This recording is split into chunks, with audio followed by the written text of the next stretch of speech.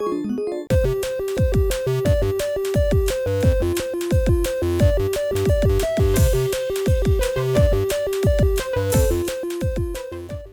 guys, welcome back to another episode of Kapows Arcade Adventures. This is going to be kind of a different episode for us as I kick off 2024. So what I haven't done up until this point was to give you guys a tour of my own personal home arcade. Now, a really good buddy of mine, Delusional, over on Delusionals Arcade, he did a video of my personal arcade a few years back. I've only been into the hobby for about 6-7 years, I think, coming up on now. And right after I got into the hobby and I kind of went crazy and dove really deep into it and bought up every arcade game I could find. We had shot a video of the arcade at time. And as the years have kind of gone by, stuff has been curated. I've moved a couple of games in. I've moved several games out. So I just wanted to give you guys a personal look into why I love classic arcade games and pinball machines so much as we kick off the 2024 season. So sit back, relax. I hope you guys enjoy this personal tour of my home arcade, and I'll see you guys in a little bit.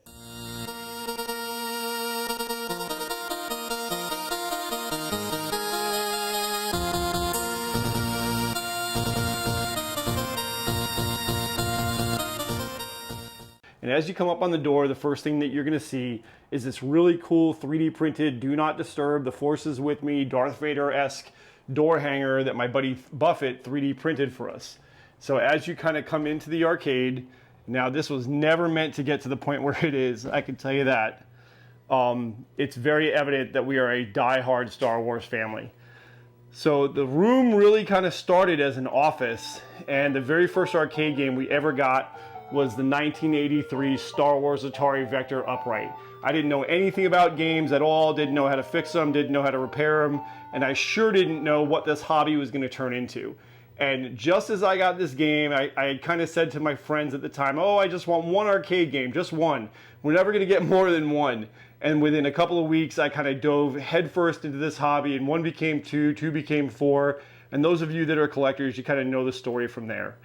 So as I said, we're very, very much into Star Wars. The entire room is themed off of it.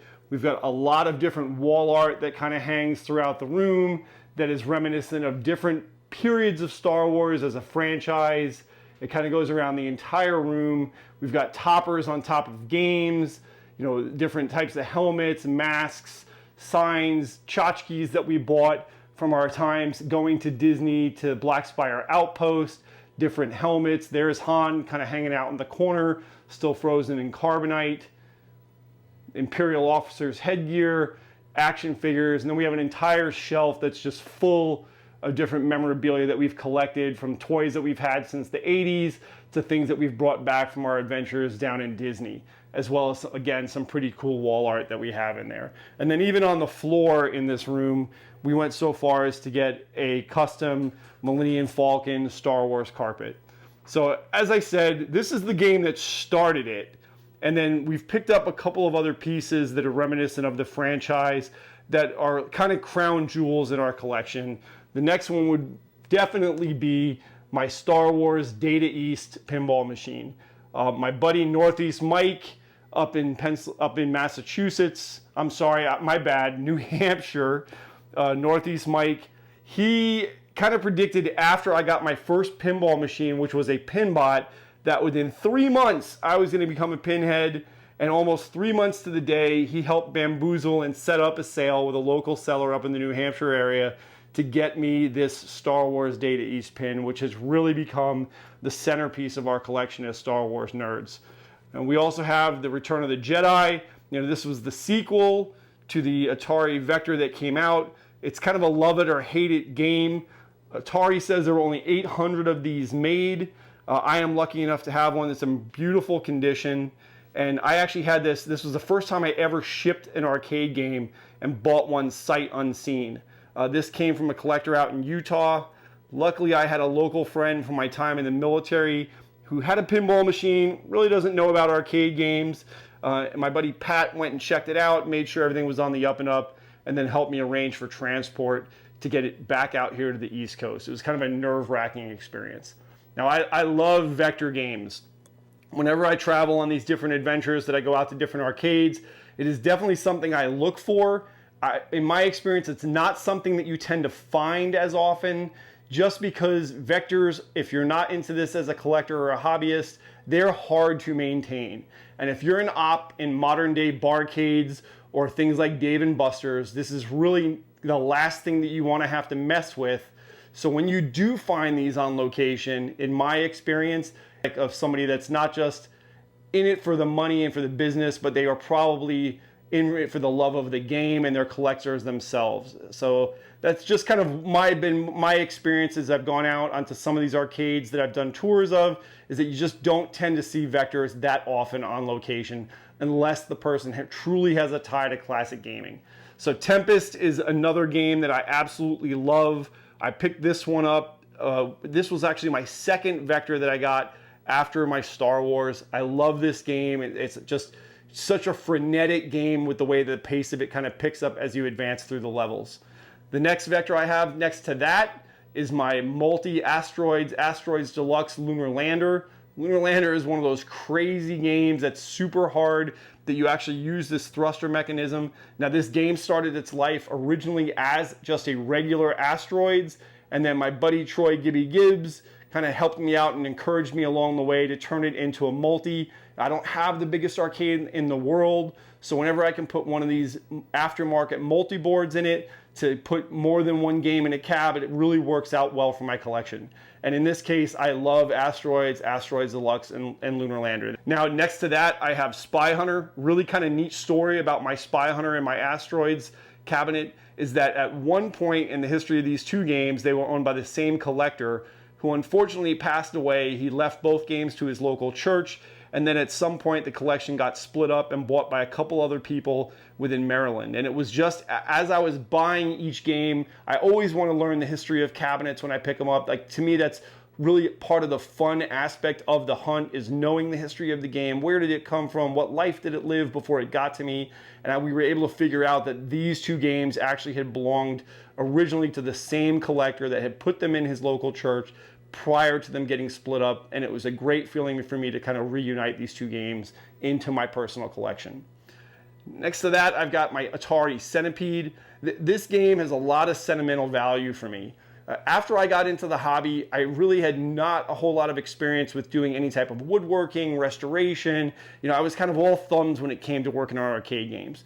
And what this game gave me was the confidence that I could use the resources available, whether it's things like the forums on Facebook or KLOV or just watching YouTube videos out there, that I could learn the required skills to actually do restorations of these games and keep working on them so that I have them to enjoy as well as future generations.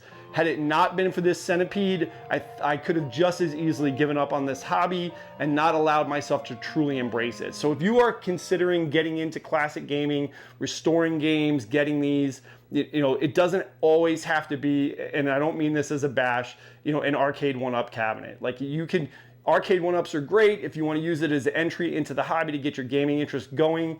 But if you really want the true experience of owning a classic 80s arcade game, you can still get these. There are deals to be had, and do not sell yourself short. You can learn the required skills and use the resources out there to learn how to work on these games, how to restore them, and how to maintain them. And then I would say the next crown jewel of our collection, again, as Star Wars nerds, is our Stearns Star Wars Mandalorian Premium Pin. This was a significant emotional event when my wife and I decided to get this pin. But as we've grown to love this hobby and we've really gotten into this from a standpoint of both pins and vids, as well as our love for Star Wars, we just decided that this was the pin that we wanted to kind of complement the rest of our collection. So we're gonna go ahead and head on downstairs, because as I said, we got a little deep in this hobby at one point, decided that one room was not enough, and we went ahead and we filled out an entire second room in our house.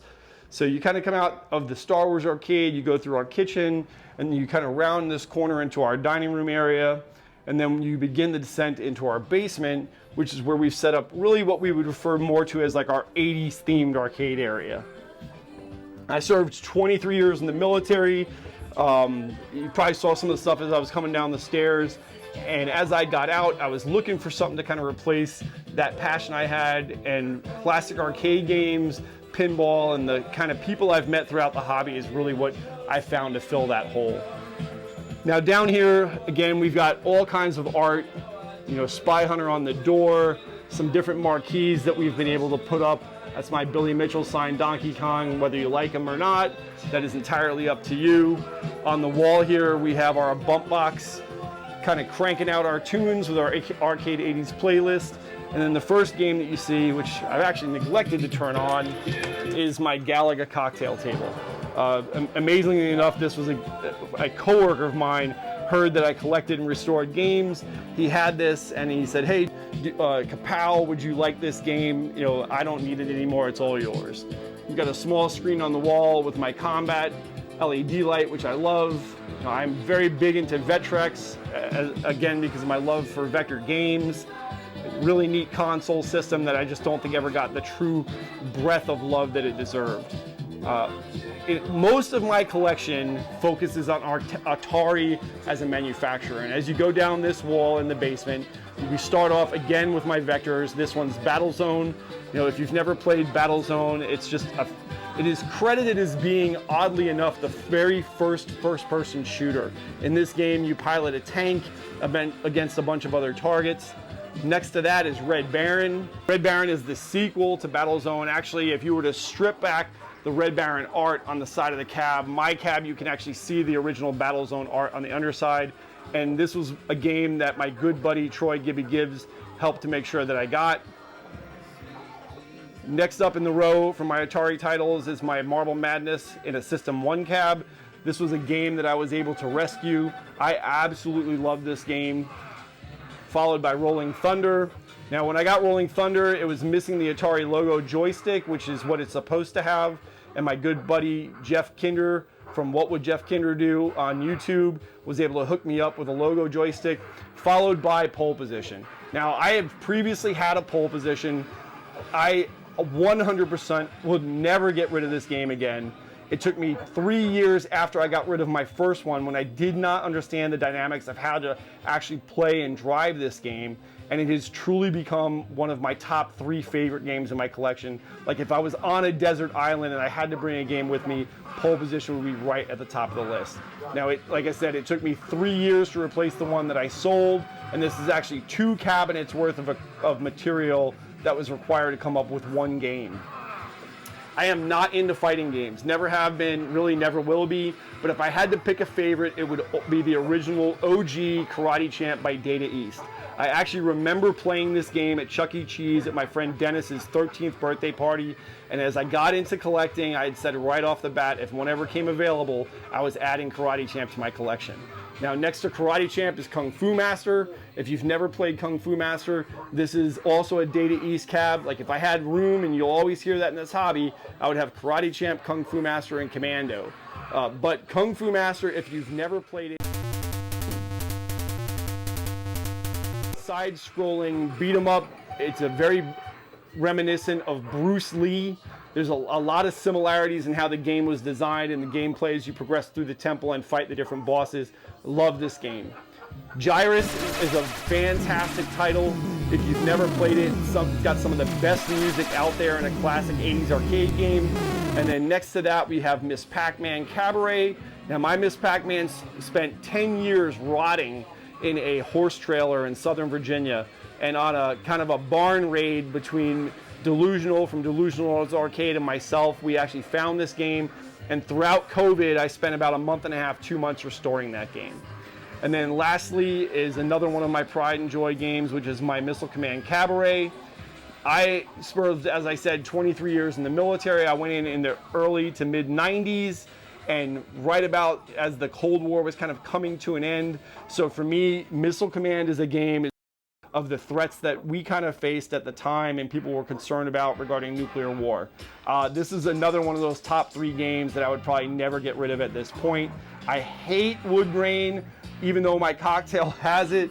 But when I got this game, I traded out a Sega Turbo Cabaret for it. And the first thing I said when I started the restoration was the wood grain had to go. And I went ahead and I got this custom side art that I put onto it. So that's it.